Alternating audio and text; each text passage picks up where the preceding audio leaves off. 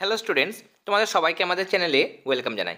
আজকে আমরা পরশো test paper থেকে দেখো লাইফ সায়েন্সের পেজ নাম্বার 358 এখানে যে সেটটা দেওয়া হয়েছে সেই সেটের আমরা বিভাগ গ এবং বিভাগ ঘ এর প্রশ্ন আনসারগুলো দেখে নেব। প্রথমে 3.1-এ বলছে ফ্লেক্সর, এক্সটেন্সার, অ্যাবডাক্টর এবং রোটেটর পেশি যদি সংকোচন হয় তাহলে কী কী ঘটনা ঘটে। প্রথমে দেখো ফ্লেক্সর পেশির ক্ষেত্রে যদি সংকোচন ঘটে তাহলে পাশাপাশি থাকা দুটো অস্থি ভাঁজ হয়ে কাছাকাছি চলে আসে, তাহলে এটা হচ্ছে ফ্লেক্সর পেশির কাজ। এক্সটেন্সার পেশি যদি সংকুচিত হয় তাহলে সেখানে কী হবে, পাশাপাশি থাকা অস্থি দুটো কিন্তু দূরে সরে যায়। তাহলে ফ্লেক্সার পেশির ঠিক অপোজিট কাজ হচ্ছে এক্সটেনশন, মানে পেশি কাজ। অ্যাবডাক্টর অ্যাবডাক্টরের ক্ষেত্রে কী হচ্ছে, এই পেশির ক্রিয়ায় কোনো অঙ্গ দেহের মধ্যবর্তী অক্ষ থেকে দূরে সরে যায়, মানে একটা শরীরের মানে একটা পুরো দেহের মাঝখান থেকে কিন্তু দূরে সরে যাও, কেমন, সেটা হচ্ছে অ্যাবডাক্টর পেশি। আর অ্যাডাকশানের ক্ষেত্রে কী হয়, সেখানে অস্থি পেশির ক্রিয়ায় নির্দিষ্ট অঙ্গ মানে এই সাহায্যে কিংবা এই পেশির সাহায্যে কোনো নির্দিষ্ট অঙ্গ দেহের মধ্যবর্তী অক্ষ মানে কাছাকাছি নিচের দিকে কিন্তু আসে, কেমন, এটা যদি শরীরের মাঝ বরাবর হয় তাহলে মিডিল বরাবর কিন্তু আসে, এটা হচ্ছে দেহের অক্ষ। তাহলে দেহের অক্ষ থেকে দূরে সরে যায়, সেটা হচ্ছে অ্যাবডাক্টর পেশি সংকোচনে হয়। আর অ্যাডাক্টর পেশির সংকোচনে কী হচ্ছে, দেহ অক্ষের কাছাকাছি আসে। যাই হোক, এই দুটো আমি বললাম, এই দুটোই কিন্তু নেই, শুধু একটা আছে, অ্যাবডাক্টরটা রয়েছে মানে উপরেরটা রয়েছে, তাহলে এটা রয়েছে, এটা কোশ্চেনে আছে আমার। আর এখানে এটা নেই, কিন্তু গন্ডগোল যেটা না হয় তার জন্য আমি এটাও দিয়েছি, এটা তোমরা দেখে নেবে, এটা এখন লেখার দরকার নেই। রোটেটর আছে, রোটেটর যদি পেশি সংকোচন হয় তাহলে এখানে কী হয়, একটা অস্থি অন্য কোনো অঙ্গ বা অস্থির চারদিকে কিন্তু ঘুরতে পারে। 3.2, জিবেরেলিন এবং সাইটোকাইনিনের মধ্যে কাজের পার্থক্য দিয়েছে দুটো বিষয়, একটা হচ্ছে পরিবহন আর একটা হচ্ছে তোমার কাজ। পরিবহনের ক্ষেত্রে তোমরা লিখবে এখানে উপরের দিকে মানে ঊর্ধ্ব, নিম্ন, পার্শ্ব মানে উপর নিচ, সাইডে সব দিকে কিন্তু পরিবাহিত হয়। আর সাইটোকাইনিন সমস্ত অভিমুখেই কিন্তু পরিবাহিত হয়, কেমন, যে কোনো দিকে। আর কাজ হচ্ছে যে এটা বীজের সুপ্ত অবস্থা ভঙ্গ করে, পর্বমধ্যে দৈর্ঘ্য বাড়ায়, বংশগত খর্বতা দূর করে। সাইটোকাইনিন হচ্ছে বার্ধক্য বিলম্বিত করে, মানে বার্ধক্য দেরিতে আসতে সাহায্য করে, যাতে তাড়াতাড়ি না আসে বার্ধক্যটাকে বিলম্বিত করে, মানে দেরিতে আনে। কোষ বিভাজন, অঙ্গের বিকাশ, পার্শ্ব মুকুলের বৃদ্ধি ঘটাতে সাহায্য করে। 3.3, থাইরয়েড গ্রন্থি নিঃসৃত হরমোনগুলি চারটি কাজ সারণীর মাধ্যমে উপস্থাপন করো। থাইরক্সিনের কাজগুলো তোমরা এখানে লিখবে।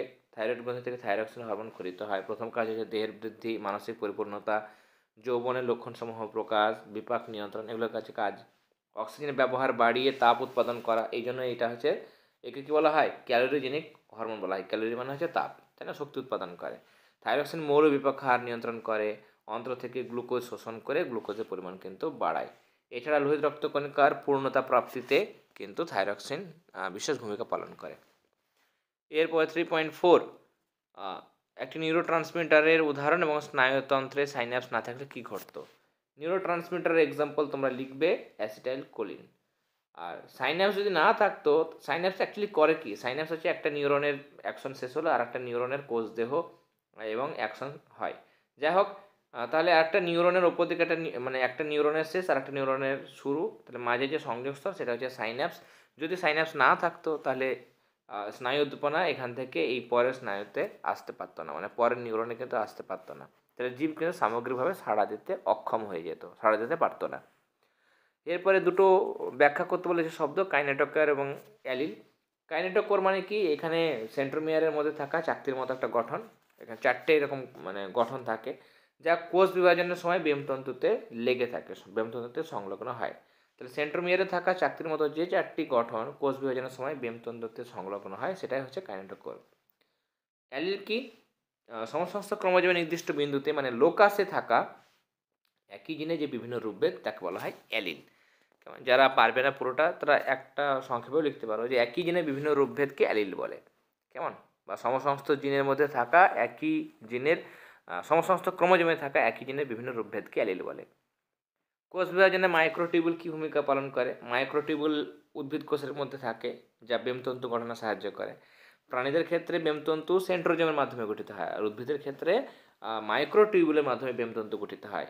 এবং অ্যানাফেজ দশায় ক্রোমোজোমগুলি বিপরীত মেরুতে অগ্রসর হতে সাহায্য করে, এই মাইক্রোটিউবুলটাই কিন্তু সাহায্য করে, কেমন, অ্যানাফেজীয় চলনে সাহায্য করে। এছাড়া অন্তঃকোষীয় চলন নিয়ন্ত্রণ করে। মাইটোকন্ড্রিয়ার কাজ কি, মাইটোকন্ড্রিয়া কিন্তু কোষে শক্তি ঘর, তাহলে প্রয়োজনীয় কোষ বিভাজনের সময় যে শক্তি লাগে সেগুলো সব যোগান দেবে মাইটোকন্ড্রিয়া। আর কি কাজ করবে?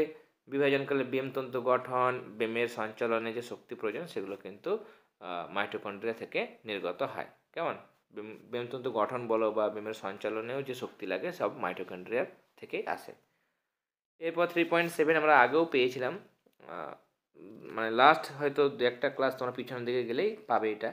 অস্থানিক মুকুলের সাহায্যে যে পাথরকুচি রয়েছে, মানে পাতার যে কিনারা যেখানে পত্রশিরা বা উপশিরাগুলো শেষ হয় সেখানে অস্থানিক মুকুল তৈরি হয়। তারপর সেগুলো প্রয়োজনীয় জলীয় বাষ্প, পুষ্টি সব কিছু বাতাস থেকে নেওয়ার পর সেখান থেকে পত্রাশয় মূল তৈরি হয়। তারপর পাতাটা যখন উদ্ভিদ থেকে খসে পড়ে, মাটিতে পড়ে, এবং সেখান থেকে ওই পাতার ওই পত্র যে মুকুল ছিল সেখান থেকে নতুন উদ্ভিদ সৃষ্টি হয়, মানে নতুন পাথরকুচি গাছ কিন্তু সৃষ্টি হয়। এটা হচ্ছে অঙ্গজ বংশবিস্তার। এরপরে হিমোফিলিয়া রোগের ক্ষেত্রে বলছে একজন বাহক মহিলা স্বাভাবিক, আচ্ছা, আর তার স্বামী হচ্ছে আক্রান্ত, তাহলে কি ঘটবে? হিমোফিলিয়ার ক্ষেত্রে মহিলা বাহক বলেছে, বাহক মহিলা যদি হয় তাহলে দুটো এক্সক্রোমোজোমের মধ্যে একটা বড় হাতের এইচ হবে, একটা ছোটো হাতের এইচ হবে। তার কারণ বড় হাতের এইচ হচ্ছে স্বাভাবিক, আর এই স্মল এইচ হচ্ছে যে হিমোফিলিয়ার আক্রান্ত হওয়ার জন্য মানে জিন। পুরুষটা হচ্ছে আক্রান্ত, তাহলে পুরুষের একটাই এক্স ক্রোমোজোম, তাহলে সেখানে যদি স্মল এইচ থাকে তাহলে সেটা আক্রান্ত হবে। যদি পুরুষটাতে বড় হাতের এইচ থাকতো তাহলে স্বাভাবিক হতো। পুরুষ তো আর বাহক হতে পারে না, যেহেতু একটা এক্স ক্রোমোজোম। তাহলে ছোটো এইচ থাকলেই সে আক্রান্ত, ছোটো এইচ না থেকে যদি বড় এইচ থাকে তাহলে সেটা হচ্ছে পুরুষটা স্বাভাবিক। আর আক্রান্ত বলেছে, স্মল এইচ লিখলাম। এর দুটো গ্যামেট হচ্ছে এক্স ক্যাপিটাল এইচ আর একটা স্মল এইচ। এ হচ্ছে এক্স ক্যাপিটাল স্মল এইচ আর ওয়াই। পুরুষদের দুটো এখানে লিখলাম, মহিলার এই দুটো লিখলাম। এটার সঙ্গে এটার হলে এটা হয়, কেমন? এটার সঙ্গে যদি ওয়াইয়ের হয় তাহলে এটা হয় এক্স স্মল এইচ, তাহলে এক্স দুটো স্মল এইচ, এক্স স্মল এইচের সঙ্গে ওয়াই, তাহলে এক্স স্মল এইচ ওয়াই। এই দুটো পুত্রের মধ্যে দেখতে পাচ্ছি আমরা যে ওপরেরটাতে ক্যাপিটাল এইচ মানে হচ্ছে স্বাভাবিক পুত্র, 50% স্বাভাবিক পুত্র আর 50% হচ্ছে আক্রান্ত, যেহেতু স্মল এইচ আছে। আমাকে কন্যা বলেছে, তা কন্যাদের মধ্যে আমরা দেখতে পাচ্ছি দুটো কন্যার মধ্যে আমার এখানে 50% একটা বাহক, তাহলে 50% বাহক আর 50% কী হচ্ছে আমার নিচেরটা আক্রান্ত, যেহেতু দুটোই ছোটো হাতের এইচ। তাহলে এই যে ব্যাখ্যাটা হলো ফলাফল, সে ফলাফলটা ব্যাখ্যা করতে হবে। পৃথকীভবন সূত্র প্রতিষ্ঠা করার জন্য বিপরীত দুটো গুণ বা বৈশিষ্ট্য, এক হচ্ছে কাণ্ডের দৈর্ঘ্য, যার প্রকট হচ্ছে লম্বা, প্রচ্ছন্ন বৈশিষ্ট্য বেটে বা খর্ব, আর বীজের আকার হচ্ছে গোলাকার, আর মানে এটা হচ্ছে প্রকট বৈশিষ্ট্য, আর পঞ্চিত আমরা নিয়েছিলাম প্রচ্ছন্ন বৈশিষ্ট্য। এখানে যে কোশ্চেন নাম্বারগুলো দেওয়া হয়েছে সেগুলো অনেকবার আমরা করেছি, বহুবার যেহেতু হয়ে গেছে, বারবার হয়েছে, তার জন্য এখানে আর নতুন করে বলা হচ্ছে না। এরপরে কর্মী মৌমাছিগুলি মৌ নৃত্যের দ্বারা পরিযায়ীদের কী কী তথ্য জানায়। 2 নম্বর প্রশ্ন, কী কী তথ্য জানায় এখানে? খাদ্য উৎস দূরত্ব কত, খাদ্য উৎসের অভিমুখ কোন দিকে রয়েছে, খাদ্য উৎসের প্রকৃতি কেমন, ঘ্রাণ, সব সম্পর্কে কিন্তু তথ্য দেয়। অর্জিত বৈশিষ্ট্য বংশানুসরণ, আগের ক্লাসে আমরা ওই জিরাফের গলা লম্বা হওয়ার ব্যাখ্যা দিয়েছিলাম, ল্যামার্কের মতবাদ। এখানে অর্জিত বৈশিষ্ট্য মানে প্রত্যেকটা জীবই তার নিজের জীবনকালে বেঁচে থাকার সময় নিজের চেষ্টায় অঙ্গের ব্যবহার এবং অব্যবহারের মাধ্যমে সমস্ত বৈশিষ্ট্য অর্জন করে, যা কিছু বৈশিষ্ট্য অর্জন করে তা পরবর্তী প্রজন্মে সঞ্চারিত হয়, সেটা হচ্ছে অর্জিত বৈশিষ্ট্যের বংশানুসরণ। যেমন উঁচু গাছের পাতা খাওয়ার জন্য জিরাফগুলো কী করেছিল, গলা লম্বা করার চেষ্টা করেছে, ফলে প্রত্যেকটা বংশে জিরাফের গলা লম্বা হয়ে যাওয়ার বৈশিষ্ট্যটা সঞ্চারিত হয়েছে, এবং ধীরে ধীরে অনেক বছর পরে সেখানে লম্বা গলাযুক্ত জিরাফের সৃষ্টি হয়েছে। এটা ল্যামার্কের মতবাদ ছিল। বন্যপ্রাণী আইন অনুসারে অভয়ারণ্যে যে যে কাজ নিষিদ্ধ সেগুলো হচ্ছে অবৈধ চোরাশিকার, বন্যপ্রাণী হত্যা, মুখ্য বন আধিকারিক বা কর্তব্যরত সরকারি কার্যালয়ের অনুমতি ছাড়া অভয়ারণ্যে প্রবেশ করা যাবে না, আর পর্যটকের প্রবেশ এটাও কিন্তু নিষিদ্ধ। ডিডিটি যদি পাখির শরীরে প্রবেশ করে তাহলে কী কী ঘটবে? পাখির ক্ষেত্রে যেমন ঈগল পাখি, তাদের ডিমের খোলক পাতলা হয়ে যায়, ডিমে তা দেওয়ার সময় খোলকটা ফেটে যায়, শক্ত আবরণটা ফেটে যায়, তাহলে সেগুলো ডিমগুলো নষ্ট হয়। এই কারণে পাখিদের সংখ্যা কিন্তু কমে যাচ্ছে।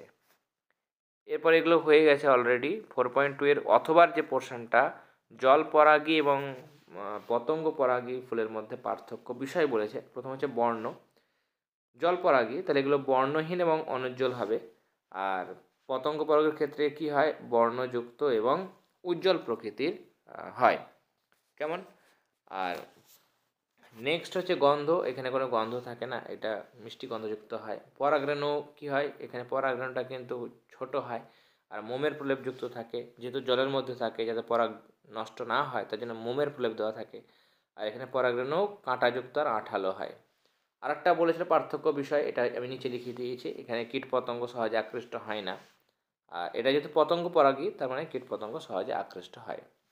কোষচক্রের গুরুত্ব অনেকবার বলেছি আমরা।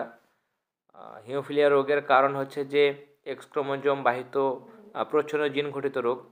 এখানে হিমোফিলিয়া এ রোগের জন্য কি হয়, এক্স ক্রোমোজোমের দীর্ঘ বাহুর প্রান্ত ভাগে অবস্থিত। এখানে আমরা জানি যে প্রচ্ছন্ন জিন থাকার কারণে এখানে আমাদের ফ্যাক্টর 8 এটা কার্যকরী হয় না। আর হিমোফিলিয়া বি রোগের জিনও এক্স ক্রোমোজোমে থাকে। তাহলে এইগুলো ত্রুটিপূর্ণ গঠন হলে বা রক্ততঞ্চনের ফ্যাক্টর 8 যেটা সেটা যদি কার্যকরী না হয় বা সেটা যদি ঠিকমতো উৎপাদিত না হয় তাহলে সেক্ষেত্রে হিমোফিলিয়া রোগটা কিন্তু দেখা যায়। কেমন হিমোফিলিয়ার এগুলো আমরা অলরেডি অনেকবার দেখেছি। এখানে আমাদের বংশগত যে প্রশ্নগুলো রয়েছে চেকার বোর্ড সংক্রান্ত, ধরো হিমোফিলিয়া বাহক মাতা, আক্রান্ত পিতা বা এরকম বর্ণাঢ্যতার ক্ষেত্রেও কিন্তু এরকম প্রশ্ন দেয়। কেমন তখন কিন্তু তোমাদের এই জিনিসগুলো ঠিকমতো করতে হবে। ওকে। আর এখানে হিমোফিলিয়ার ক্ষেত্রে আমাদের ফ্যাক্টর 8-এর কথা শুধু বলেছি হিমোফিলিয়া এ রোগের ক্ষেত্রে। তোমরা এখানে হিমোফিলিয়া বি রোগের ক্ষেত্রে ফ্যাক্টর 9 বলে দেবে, ফ্যাক্টর 9। কেমন ফ্যাক্টর 9 যদি প্রেজেন্ট না থাকে বা ত্রুটিপূর্ণ গঠন হয় তখন কিন্তু হিমোফিলিয়া বি রোগ দেখা যায়। তাহলে ফ্যাক্টর 8-এর অভাবে হিমোফিলিয়া এ এবং ফ্যাক্টর 9-এর অভাবে হিমোফিলিয়া বি রোগ হয়।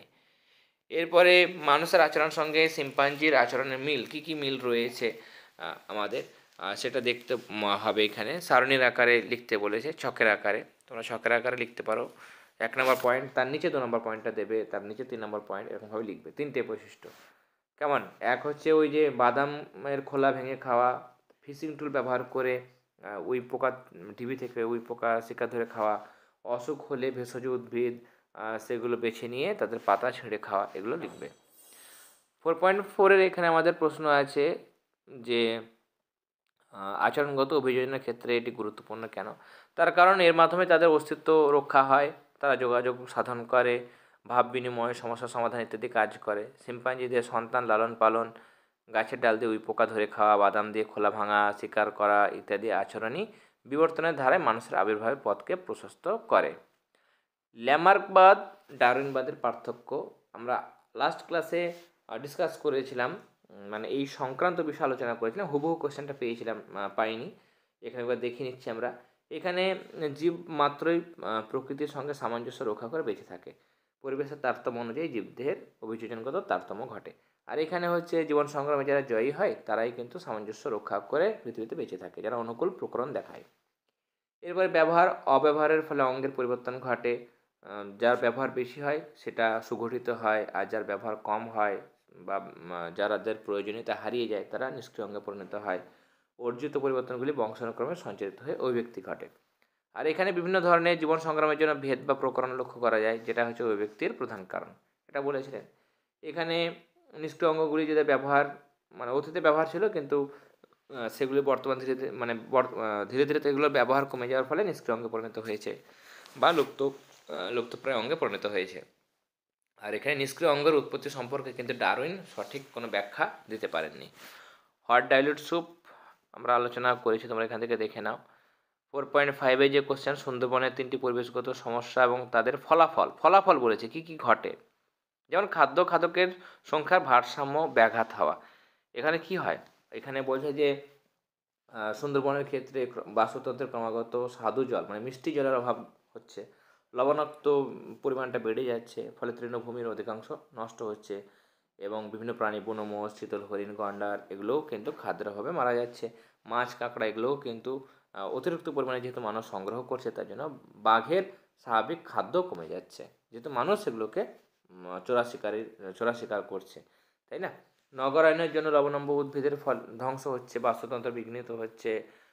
তারপরে ওই যে বিভিন্ন ধরনের প্রাকৃতিক দুর্যোগ, সাইক্লোন এগুলো দেখা যাচ্ছে। আবার লবণাম্ব উদ্ভিদ কেটে ফেলার জন্য ভূমিক্ষয় হচ্ছে। কেমন সমুদ্র জলের উচ্চতা বৃদ্ধির ফলে দেখো এখানে ঘোড়ামারা, লোহাচারা, বেডফোর্ড প্রভৃতি বদ্বীপগুলি জলে সম্পূর্ণ তলিয়ে যাচ্ছে। এরপরে ভারত আর ভারতের বাইরে বিপন্ন প্রাণীর উদাহরণ লায়ন টেল্ড ম্যাকাক লিখবে, নীলগিরি থর, মালাবার জয়েন্ট কাঠবেড়ালি লেখা যায়। শব্দচিত্রের মাধ্যমে নাইট্রোজেন চক্র আমরা অনেকবার করেছি। যারা পেড ক্লাসে যুক্ত আছো তোমরা জানো। যারা যারা পেড ক্লাসে যুক্ত নেই, যদি ভাবো যে এখন আমাদের পিডিএফ প্রয়োজন আছে বা শুধু এবিটিএ দরকার নেই বা শুধু এবিটিএফ দরকার আছে বা শুধুমাত্র পর্ষদ দরকার আছে, যে পিডিএফগুলো হয়ে গেছে তোমরা সেগুলো পারচেস করতে পারো। তোমাদের ওয়ান টাইম একটা চার্জ রাখা হয়েছে, সেটা পে করে শুধুমাত্র পর্ষদ নিলে সেটা হাফ হয়ে যাবে, তোমরা পিডিএফগুলো নিতে পারো। যারা যারা চাইছো তারা যে হোয়াটসঅ্যাপ নাম্বার দেওয়া হয়েছে সেই হোয়াটসঅ্যাপ নাম্বারে যোগাযোগ করো, তাহলে যে লাইফ সায়েন্স এবং ফিজিক্যাল সায়েন্সের পিডিএফগুলো হয়ে গেছে সেগুলো তোমরা পেয়ে যাবে। এখানে আমাদের এই যে প্রশ্নটা রয়েছে, মানুষের ক্রিয়াকলাপে নাইট্রোজেন চক্র ব্যাহত হওয়ার ফলে কী কী ঘটনা পরিবেশগত প্রভাব ঘটছে, এটাও আমরা পেয়েছি। যেমন আমি দেখিয়ে দিচ্ছি, তার কারণ এগুলো অনেকবার হয়েছে। এরপরে আমাদের 4.6-এ যে প্রশ্ন আছে যে জীববৈচিত্র্য সংরক্ষণে সাধারণ মানুষের অংশগ্রহণ। এখানে যখন জেএফএম গঠন হয়, জয়েন্ট ফরেস্ট ম্যানেজমেন্ট বা পিবিআর, পিপলস বায়োডাইভার্সিটি রেজিস্টার, এরা তৈরির সময় স্থানীয় স্তরে বনরক্ষা কমিটি যেটা থাকে, ফরেস্ট প্রোটেকশন কমিটি, জীববৈচিত্র্য পরিচালন কমিটি যারা থাকে তাদেরকে মানে গঠন করার সময় স্থানীয় মানুষকে কিন্তু নেওয়া হয়। স্থানীয় স্তরে কিন্তু সাধারণ মানুষ অংশগ্রহণ করে। তাহলে এফপিসি যেটা বললাম আমরা, বনরক্ষা কমিটির কথা বললাম, বা বিএমসি যেটা বলছি আমরা, জীববৈচিত্র্য পরিচালন কমিটি, তৈরির সময় বন দপ্তর আধিকারিক, বায়োডাইভার্সিটি বোর্ডের সদস্যদের সঙ্গে স্থানীয় মানুষদের কিন্তু আলাপ আলোচনা ভিত্তিতে জীববৈচিত্র্য সংরক্ষণের উপযুক্ত স্থান, স্থানীয় মানুষদের অংশগ্রহণ করা প্রভৃতি কিন্তু সুনিশ্চিত করা হয়। জীববৈচিত্র্য আমাদের নেক্সট কোয়েশ্চেন, জীববৈচিত্র্য হ্রাসের কারণ। যে তিনটে কারণ বলা হয়েছে এখানে তোমরা জানো, অনেকবার আমি ডিসকাস করেছি, এখানে বলছি না। আর এখানে আমাদের নেক্সট কোয়েশ্চেন আমাদের যে অথবা দিয়ে, ক্রমবর্ধমান জনসংখ্যার একটি সমস্যা হলো বায়ুমণ্ডলের পরিবর্তন এবং বিশ্ব উষ্ণায়ন পরিবেশের কী কী প্রভাব ঘটতে পারে। প্রভাব হচ্ছে যে পরিবেশে যদি গ্রিন হাউস গ্যাসগুলোর পরিমাণ বাড়ে তাহলে কী হবে, বিশ্ব উষ্ণায়ন ঘটবে, তাপমাত্রা বেড়ে যাবে, মেরু অঞ্চলে বরফ গলে যাবে, ফলে মেরু ভালুক, মেরু খ্যাকশিয়াল এই সমস্ত বাসস্থান হারিয়ে যাবে, তাদের অস্তিত্ব বিপন্ন হবে। জলতলের উচ্চতা যদি বাড়ে তাহলে আশেপাশে যে নিচু যে স্থলভাগ সেগুলো প্লাবিত হয়ে যাবে, সেখানে থাকা প্রাণীদের বাসস্থান বিলুপ্ত হবে এবং জলবায়ু পরিবর্তন হবে, তাই না? বিশ্ব উষ্ণায়নের ফলে বহু জীব তথা সমগ্র বাস্তুতন্ত্র নষ্ট হচ্ছে, জীববৈচিত্র্য কমে যাচ্ছে, অস্ট্রেলিয়ার গ্রেট ব্যারিয়ার রিফ ক্রমশ ধ্বংসপ্রাপ্ত হয়ে চলেছে, কৃষিকাজ ক্ষতিগ্রস্ত হবে, খাদ্য সংকট দেখা যাবে, বিভিন্ন রোগের প্রকোপ কিন্তু বাড়বে, কেমন মশাবাহিত রোগের প্রকোপ বাড়বে। এরপর পিবিআরের বৈশিষ্ট্য গুরুত্ব। পিবিআর থেকে আমরা বিভিন্ন রকমের তথ্য জানতে পারি, জীববৈচিত্র্য সম্পর্কে নানা তথ্য, সেখানকার মানে সেইগুলোর লভ্যতা, সহজ লভ্যতা কোথায় কোথায় পাওয়া যায় সে সম্পর্কে জানতে পারি, প্রজাতির বিভিন্ন অর্থনৈতিক মূল্য, পরিচালন পদ্ধতি সে সম্পর্কে জানতে পারি, প্রজাতিগত উৎপাদনে বিভিন্ন পদ্ধতির বিবরণ আমরা সেই পিবিআর থেকে পাই।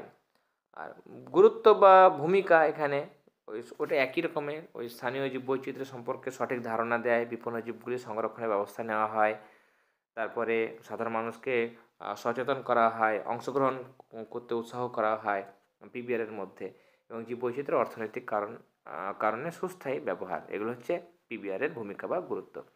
তাহলে আজকে আমরা পরশা টেস্ট থেকে লাইফ সায়েন্স আরও একটা সেটের আনসার দেখে নিলাম। ক্লাসটি ভালো লেগে থাকলে অবশ্যই ক্লাসটিতে লাইক দেবে। যারা চ্যানেলটিতে প্রথমবার এসেছো চ্যানেলটি সাবস্ক্রাইব করে নিও এবং চ্যানেলের প্লেলিস্ট অপশানে যেতে পারো বা এই ভিডিও ডেসক্রিপশন বক্সে গিয়ে তোমরা পর্ষদের এবং এবিটির আলাদা আলাদা প্লেলিস্ট পেয়ে যাবে, সেখান থেকে যে ক্লাসগুলো হয়ে গেছে অবশ্যই দেখে নিও। তাহলে আজকের ক্লাসে এতটাই, তোমরা সবাই খুব ভালো থেকো, অল দ্য ভেরি বেস্ট।